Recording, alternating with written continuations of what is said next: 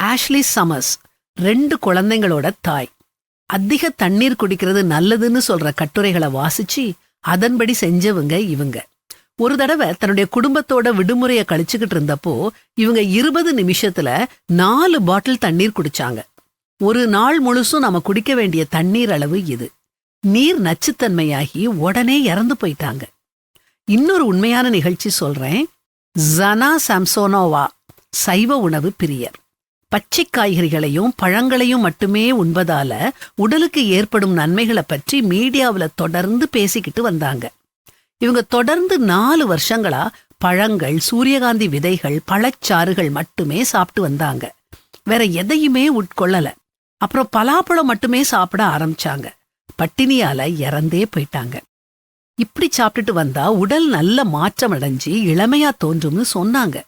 தான் தன்னுடைய வயதினரை விட மிக இளமையா இருக்கிறதாவும் சொன்னாங்க. ஆனா அவங்க எது ஆரோக்கியம்னு நினைச்சாங்களோ அதுவே மிகவும் ஆரோக்கியமற்றதா மாறி அவங்க உயிரையே குடிச்சிட்டது. இதுல இருந்து நமக்கு என்ன தெரியுது? உடல் நலத்துக்கு மிக அதிக முக்கியத்துவம் கொடுத்து விபரீதமான அளவுக்கு உணவு முறைகளை மாத்துறது கெடுதியத்தான் விளைவிக்கும். அளவுக்கு மீறினால் அமிர்தமும் நஞ்சுன்னு சொல்வாங்க. இப்போ நாகரிகம்னுட்டு இளம் தலைமுறையினர் இப்படிப்பட்ட டயட்டுக்கு அடிமையா இருக்காங்க.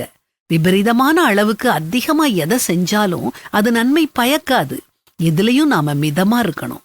கடவுள் இந்த அழகான உலகத்தை படைச்சு நாம எல்லாத்தையும் அனுபவிக்கணும்னு விரும்புறாரு.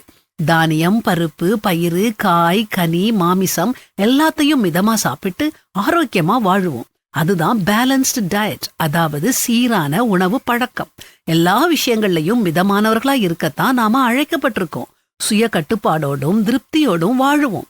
அப்போதான் உடல் ரீதியா, உணர்வு ரீதியா, ஆன்மீக ரீதியா நாம ஆரோக்கியமா வாழ முடியும். சாலமன் அரசர் நமக்கு எச்சரிக்கை கொடுக்கறத கேளுங்க. தேனை கண்டுபிடித்தாயானால் மட்டாய் சாப்பிடு, மிதமிஞ்சி சாப்பிட்டால் வாந்தி பண்ணுவாய். நம் உடல் நலன்ல அக்கறை கொண்டு பொறுப்பான தெரிவுகளை செஞ்சு வாழ்க்கையின் எல்லா அம்சங்கள்லையும் சமநிலைய நாடி வாழுவோம்.